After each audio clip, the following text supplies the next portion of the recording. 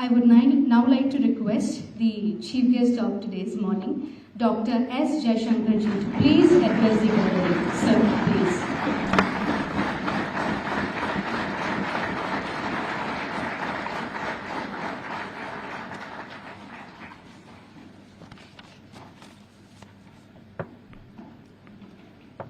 श्री वीरेंद्र सचदेवा जी, श्री सागर त्यागी जी, साथियों, दोस्तों, आप सब जानते हैं कि 2 दिन पहले 25 जून को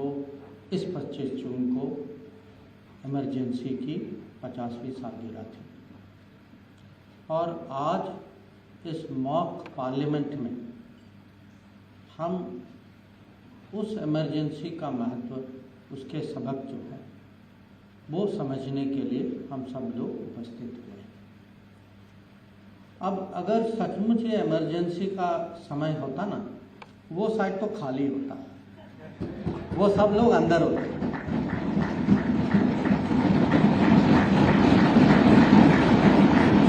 पर ये इमरजेंसी का समय नहीं है, न कभी होगा, और इसीलिए हमारे पार्लियामेंट में सबकी उपस्थिति हर समय होगी। अब हर पीढ़ी के लिए एक उनके जीवन में एक डिफाइनिंग इवेंट होता है कि अब कहते हैं कि भाई जब हम जवान थे तो उस समय ये हुआ। हमारी पीढ़ी में वो इमरजेंसी थी। मैं करीब आपकी उम्र का था जिस साल जब इमरजेंसी डिक्लेयर हुआ। मैं 20 साल का था, मैं यूनिवर्सिटी में पढ़ता था। तो ये इमरजेंसी का समय जो है, मैं 20 और 22 के बीच में था। और जो उस समय हम लोगों ने जो अनुभव किया उसको हम जरूर याद तो रखते हैं, पर ये हमारा कर्तव्य बनता है कि जो भी हमने उस समय सीखा, जो हमारा अनुभव था, वो आगे वाले पीढ़ियों को कैसे हम पास ऑन करें। और इसीलिए आज मैं आपके सामने खड़ा हूँ, क्योंकि मैं आपके सामने 2 विषय रखना चाहता हूँ। एक कि आपके मन में होगा भाई ये इमरजेंसी की बार बार बात करते हैं, था क्या वो इमरजेंसी। और सचदेवा जी आप 7 साल के थे, तो मैं 20-22 साल का था, तो मेरा अनुभव भी कुछ, अवेयरनेस भी कुछ ज़्यादा था।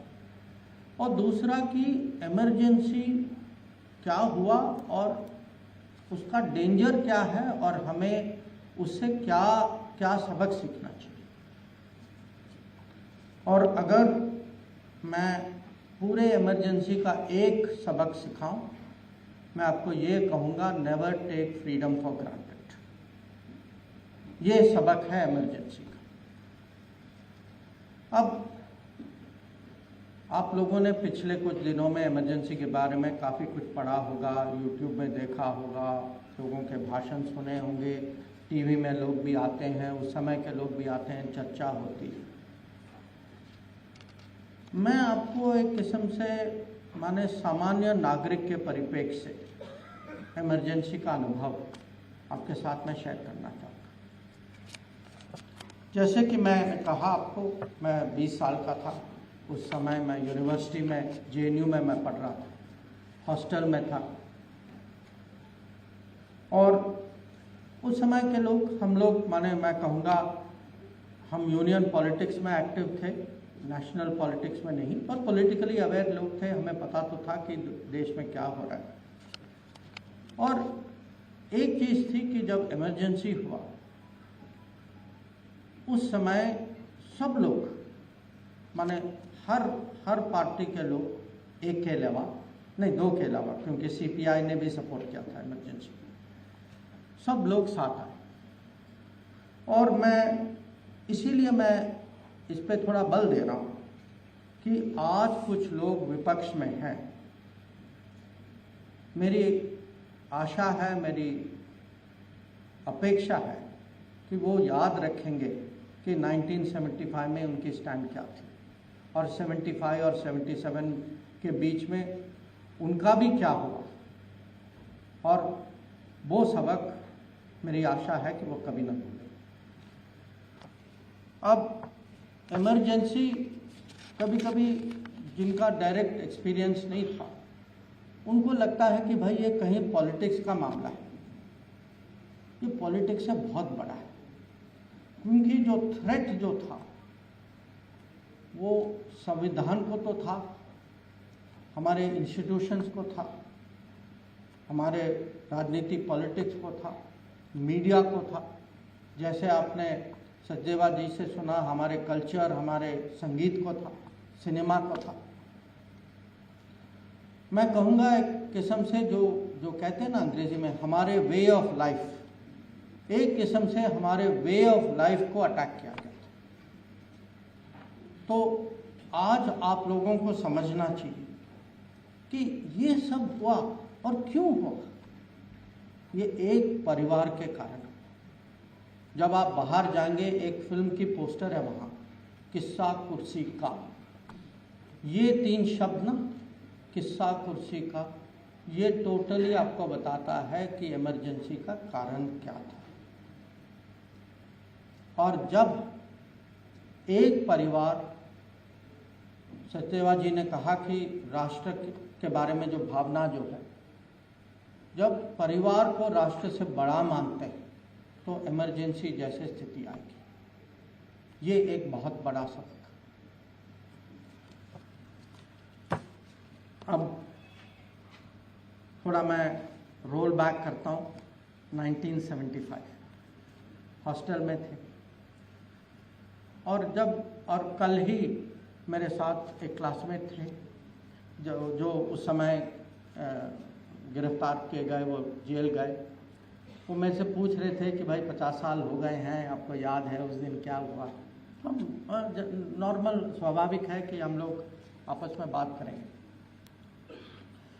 तो उस समय बहुत कुछ हुआ, पर अगर मेरे मन में 2-3 ऐसी घटनाएं हैं। एक ही आप ही सोचिए, आप में से काफ़ी लोग, कुछ लोग तो यूनिवर्सिटी में होंगे ना, तो हॉस्टल में रहा होगा या रहते होंगे। आप सोचिए कि एक रात को पूरे हॉस्टल को पुलिस ने घेर लिया, और पुलिस जो है बंदूक के साथ हॉस्टल में आती है और कमरे कमरे में घुस के जांच करा के लोगों को ले जाती है। रात को क्यों? भय लगता है, और ये भय दिलवाने का एक किस्म से एक्सरसाइज था कि लोगों को दबा के रखो। तो आप समझिए कि आप 20, 22, 25 साल के हॉस्टल में सो रहे, और अचानक दरवाजे पे, और जब पुलिस वाले खटखटाते ना, वो माने नॉर्मल नहीं होता। तो अब लोगों को बुलाया गया। एक इन्फॉर्मर जैसा आदमी था जो सर पे मास्क था, किसी को ये कहता था, किसी को वो कहता था, और जिसका गलत इशारा था उसको उठा के ले गया। अब ये रात को, और आप सोचिए इसका इम्पैक्ट जो है, इसका ट्रॉमा जो है उस यूनिवर्सिटी पे कितना भयानक है। अब ये रात की घटना, दिन में भी एक घटना हुई कि स्टूडेंट सब लोग जेएनयू के कैंपस में बैठे थे। वो विंटर का मौसम था, लोग मूंगफली वगैरह, संतरा खा रहे थे जैसे स्टूडेंट्स खाते। और अचानक एक पुलिस पेट्रोल आई अंदर, खुद पुलिस कमिश्नर आए स्टूडेंट लीडर को पकड़ के, और वो भी गलत आदमी को पकड़ के गाड़ी में डाल के अपहरण की सबके साथ। और उस समय इमरजेंसी में अगर गलत आदमी को भी पकड़ते थे, उसको छोड़ते नहीं थे। तो ये आप समझे कि कोई भी कभी भी माने आप ये डेंजर का वातावरण था, अनिश्चितता, भय का था कि पता नहीं किसको उठाएंगे, क्यों उठाएंगे, गलती से भी उठा लिया तो क्या होगा। और साथ ही साथ ये कहानियाँ आ रही थी कि पुरानी दिल्ली में फायरिंग हुई है, कि ये कंपलसरी फैमिली प्लानिंग वेसेक्टोमी होती थी कि लोग को पकड़ कर, क्योंकि सबका कुछ कोटा दिया जाता था, तो नंबर भरने के लिए ज़बरदस्ती वैसेक्टॉमी किया जाता था। और मैं कहूँगा कि एक किस्म से ये पूरा एक्सरसाइज जो था वो देश और सोसाइटी का मोराल तोड़ने का था कि भाई हम शासन में हैं, हम शासन में रहेंगे, आप पूछने वाले कौन हैं, और हमारे यहाँ पूरी ताकत, सरकार की ताकत हमारे साथ है। संविधान की हत्या हो गई है, अब उसको भूल ही जाओ, हम जो करना है हम करेंगे, और आप जो हैं इसमें आपका कोई और चारा नहीं, आपको सहना ही होगा। ये मैसेज था इमरजेंसी का। और उसमें बहुत लोग जो हैं जो पॉलिटिक्स में भी नहीं थे, उन पे भी इम्पैक्ट, पर जो कॉन्शियसली जिन्होंने जानबूझ के पॉलिटिकल मंच में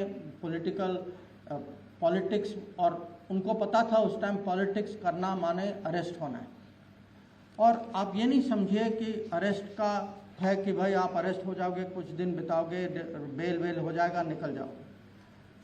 इमरजेंसी में जब लोग अरेस्ट होते थे, किसी को पता नहीं था कि कब निकलेंगे, किसी को पता नहीं था कि इमरजेंसी की कभी एंडिंग भी होगी, कि 2 साल बाद इमरजेंसी बंद हो जाए। अब मान लीजिए जो अंदर जा रहा है उसको पता नहीं था कि एक दिन वो बाहर निकलेगा। तो आप ये सोचिए कि किस साहस के साथ जो लोग आज जिसका विमोचन हुआ किताब का, ऐसे लोग जो हैं, जो जब ये रिस्क ले रहे थे, जो लोग जिनकी अरेस्ट हुई थी, उनको जो है ये मामूली राजनीति नहीं था कि आप अरेस्ट कर रहे हैं, ठीक है हो जाएगा, बाद में देखी जाएगी। तो देखिए उन लोगों की साहस उस समय की ओपनली इमरजेंसी का विरोध करना, इमरजेंसी के खिलाफ काउंटर मूवमेंट चलाना, देश का मोराल उस समय, सोसाइटी का मोराल, हौसला जो है उसको कैसे ऊपर रखना, तो ये आप लोगों को जानना चाहिए। अब ये इमरजेंसी का एक कॉन्टेक्स्ट भी है, अब थोड़ा बहुत आप लोगों ने पढ़ा होगा। मोटी बात ये थी कि इलेक्शन 1971 में इलेक्शन जीतने के बाद कुछ ही साल में सरकार की पॉपुलैरिटी जो है बहुत कम हो गई थी। भ्रष्टाचार बढ़ गया था, इन्फ्लेशन बहुत ज़्यादा था उस समय, और राजनीति जो है उनके पक्ष में नहीं जा रही थी, उसकी दिशा कुछ अलग जा रही थी। पब्लिक में बहुत आक्रोश थी। बिहार और गुजरात में आंदोलन चल रहे थे, गुजरात में सरकार गिर भी गई थी। इलेक्शन हुआ, विपक्ष के लोग चुने गए, एक बहुत बड़ा रेलवे स्ट्राइक हुआ उस समय, और पब्लिक जो है रेलवे स्ट्राइकर्स के साथ उनकी फीलिंग जो थी कि भाई इनका कुछ कारण है स्ट्राइक के लिए। और इस माहौल में, और ये भी था कुछ पारिवारिक विषय भी थे कि वहाँ कोई अपने बिजनेस चला रहे थे, उनके बारे में जो उस समय के युवराज जो थे उनके बिजनेस के बारे में प्रश्न उठा रहे थे लोग। तो ये सब इस माहौल में प्रयागराज इलाहाबाद हाई कोर्ट का जजमेंट आया।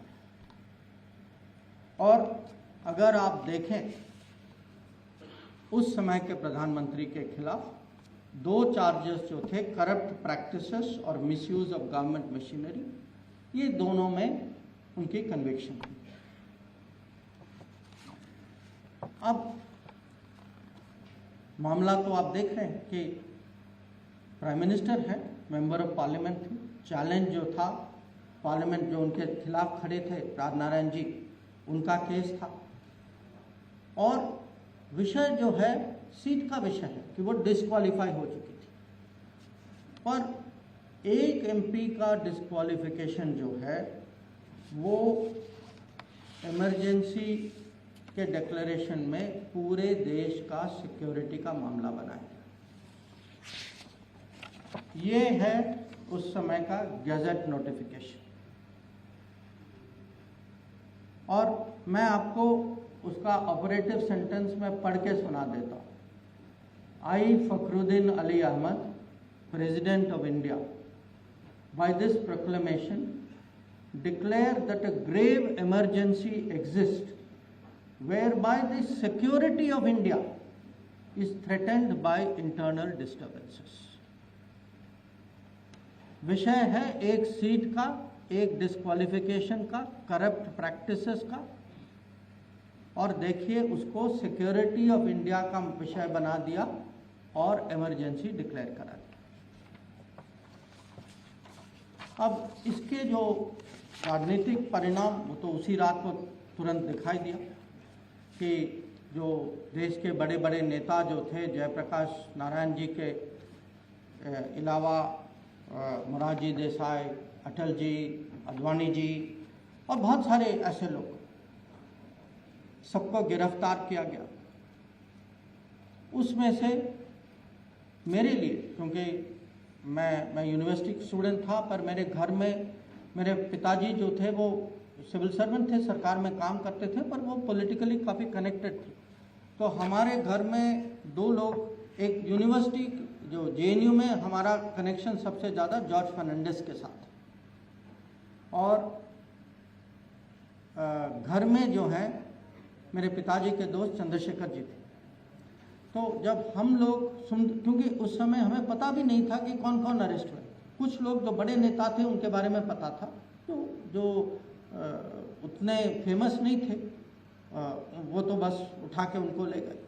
इनके बारे में हमें पता था। तो हर फैमिली जो है किसी न किसी का कहीं ना कहीं इमरजेंसी के साथ ये पर्सनल कनेक्शन भी, कि जब मैं सोचता हूँ, मेरी जो यादें जो होती हैं उस समय की, और जो पॉलिटिकल लीडर्स जो हैं, क्योंकि हमारा जो है फर्नांडिस जी, जॉर्ज साहब के साथ कनेक्शन था और चंद्रशेखर जी को हम बहुत अच्छी तरह जानते थे, तो वो हमें ज़्यादा फील हुआ। और जो जेएनयू में वैसे वो एक्टिविज़म इमरजेंसी के खिलाफ, क्योंकि आप स्टूडेंट्स को तो कभी चुप तो कर नहीं सकते, तो वो तो अपना कहीं ना कहीं किसी न किसी तरीके से विरोध करते जाए।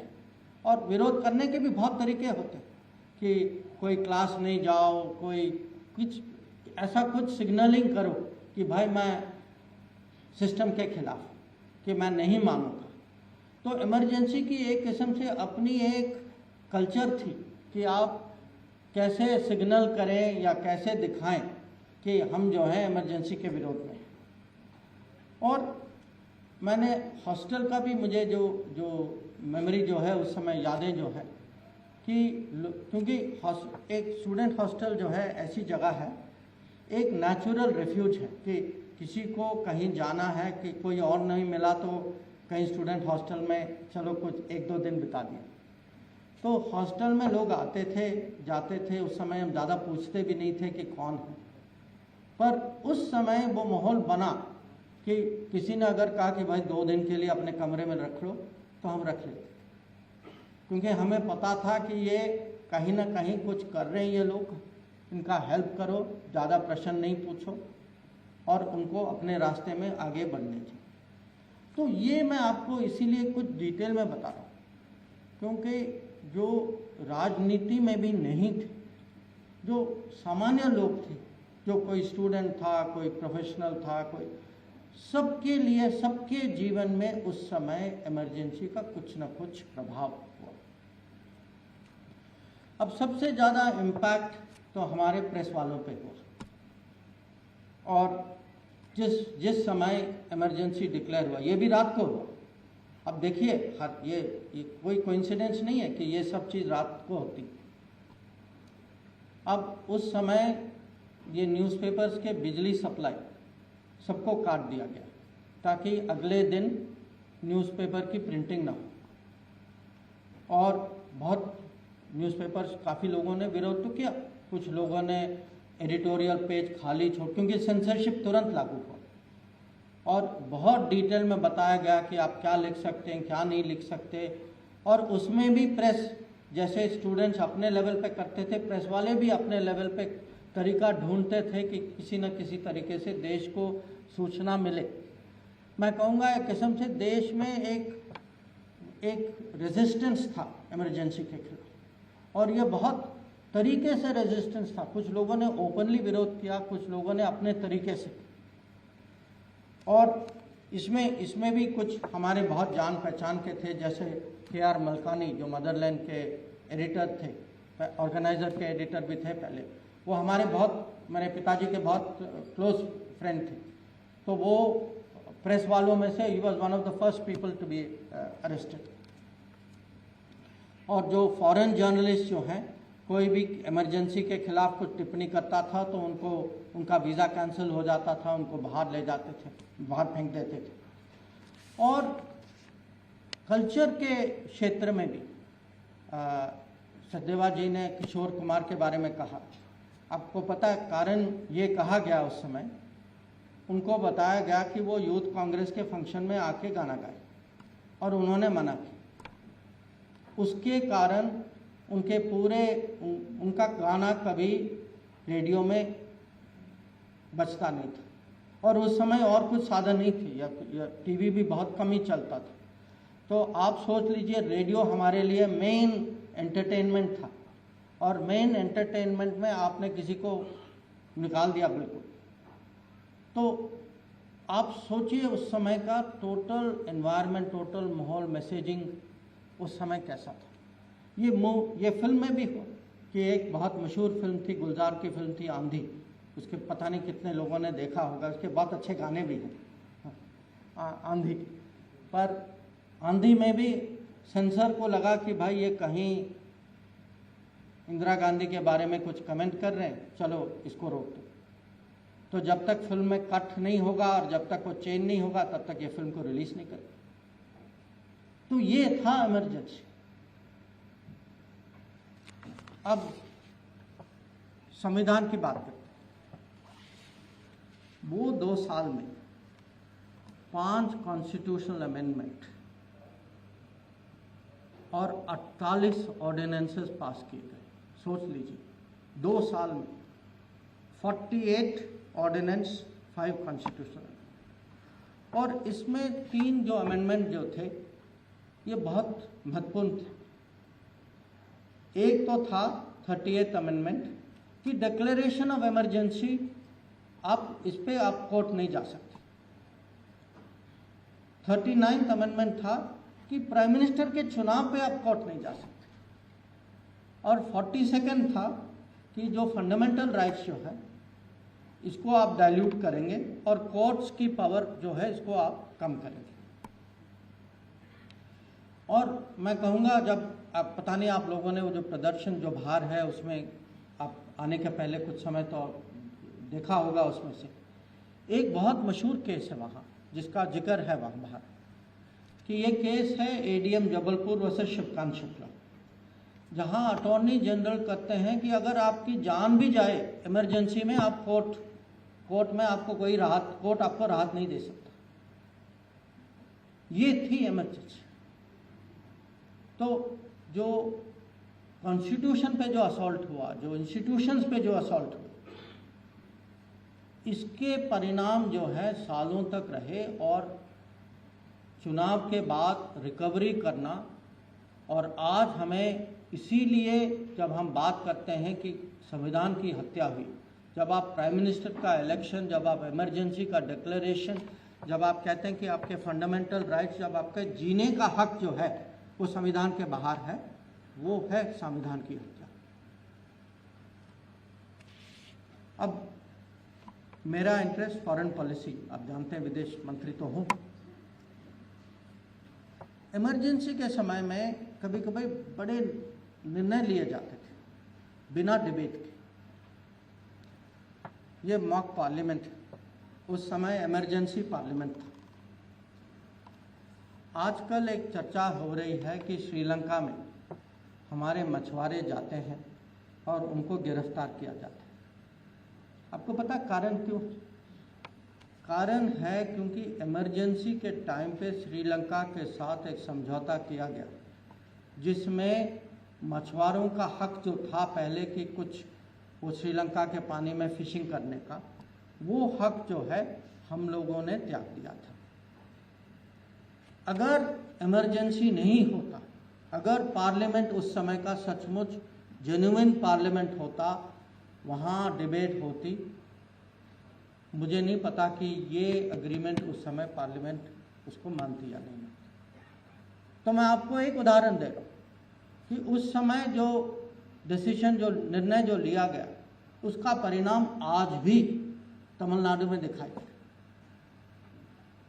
अब इंटरनेशनल इमेज की बात करें कि ये इमरजेंसी जो है 75 से 77 तक चला। 77 में मैंने यूपीएससी एग्ज़ाम पास किया और मैं विदेश सेवा में अफसर बना। तो मेरे पहले जो सीनियर लोग जो थे वो उस समय भारत के अलग अलग राजदूतावासों में थे, और हम उन लोगों से सुनते थे कि दुनिया में इमरजेंसी को डिफेंड करना कितना कठिन था।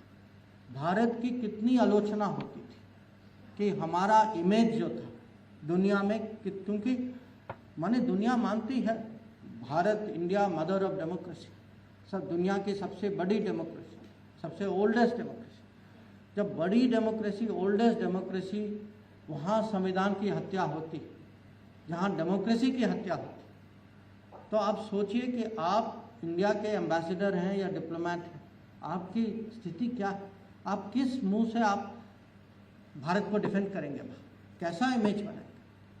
ये हम लोग सुनते थे अपने सीनियर लोग से उस समय। और इंटरेस्टिंग बात यह है कि इमरजेंसी के बाद भी आप जानते हैं 77 में चुनाव हुआ, जनता सरकार आई,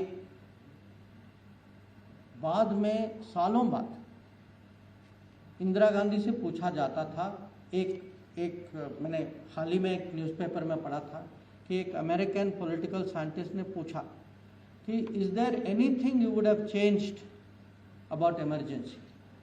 ही said Mrs Gandhi thought for a moment and she said no. तो आप सोचिए, और ये आफ्टर मेनी ईयर्स। तो कभी आप ये सोचिए कि Congress party, Indira Gandhi, even Rajiv Gandhi, they have never expressed regret for emergency. This is also something we should note. Now, जैसे कि मैंने कहा, आज का कार्यक्रम हम इसीलिए कर रहे हैं क्योंकि हम सब जानते हैं कि इमरजेंसी के सबक हैं। तो इमरजेंसी के लेसन्स क्या हैं? मेरे लिए 5-6 सबक जो है मैं आपके सामने रखना चाहूँगा।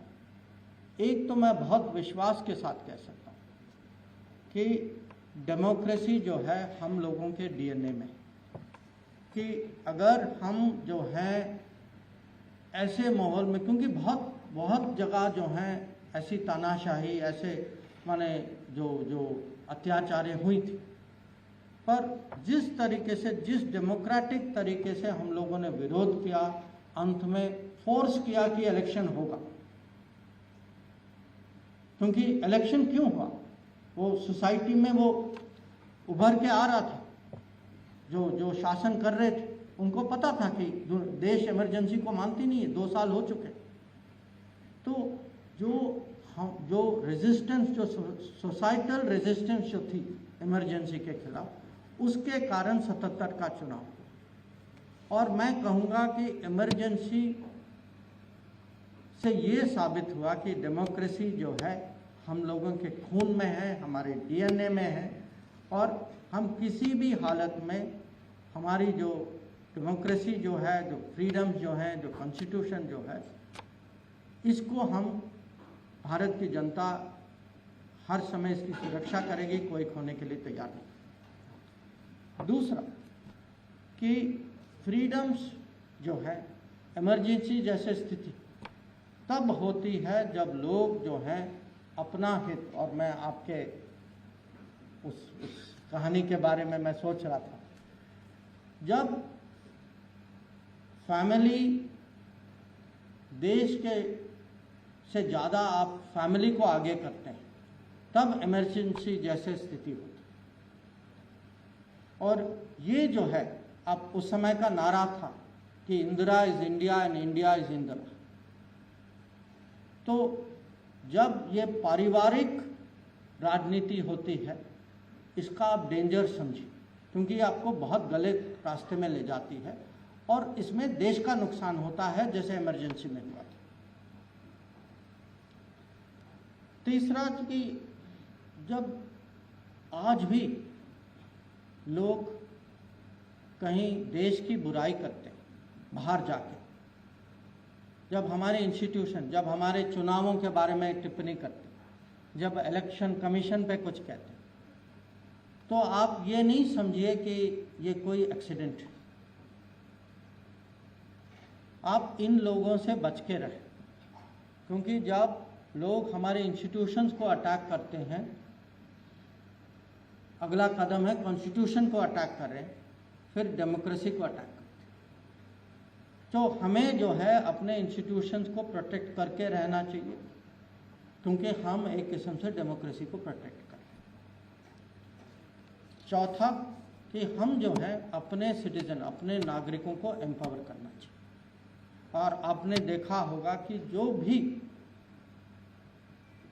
जो भी आज हम योजनाओं की बात करते हैं, जब हम कहते हैं कि लोगों को बिजली देते हैं, पानी देते हैं, उनकी सुविधा देते हैं, घर देते हैं, शिक्षा देते हैं, तो ये जो है, क्योंकि ये इनका हक बनता है, पर ये हक के अलावा ये एम्पावरमेंट है, क्योंकि जितना एम्पावर्ड सिटीजन हो वो कभी इमरजेंसी जैसे स्थिति होने नहीं देगा। 75 और 77 के बीच में लोग इतने एम्पावर्ड नहीं थे, पर तब भी उनमें वो भावना थी कि हम इसको चलने नहीं देंगे। और आखिरी कि हमें जो है, जो नेशनल स्पिरिट जो ये हमें बना के बढ़ा के रखना चाहिए। और इसके अवसर होते हैं कभी कि देश मिलजुल के राष्ट्र हित, राष्ट्र भावना के साथ आए। आपने देखा होगा कि ऑपरेशन सिंदूर के बाद मैं बहुत गर्व से कह सकता हूं कि खाली इंडियन डेमोक्रेसी है कि हर पार्टी के लोग डेलीगेशन में बाहर जाए, एक स्वर से भारत का हित दुनिया के सामने रखें।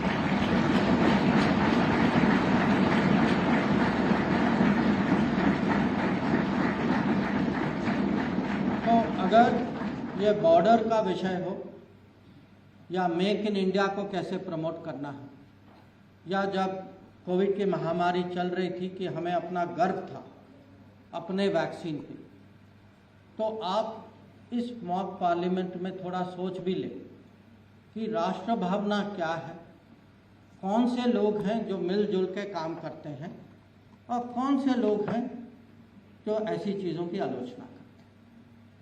तो उस सोच के साथ मैं एक बार और आप सब लोगों को मेरी ओर से मैं शुभकामनाएं देना चाहूँगा कि आपका मॉक पार्लियामेंट सफल रहे और आप जो घटनाएं 50 साल पहले हुई, आप इसको इतिहास के रूप में न देखें, ये आज भी जीवित है।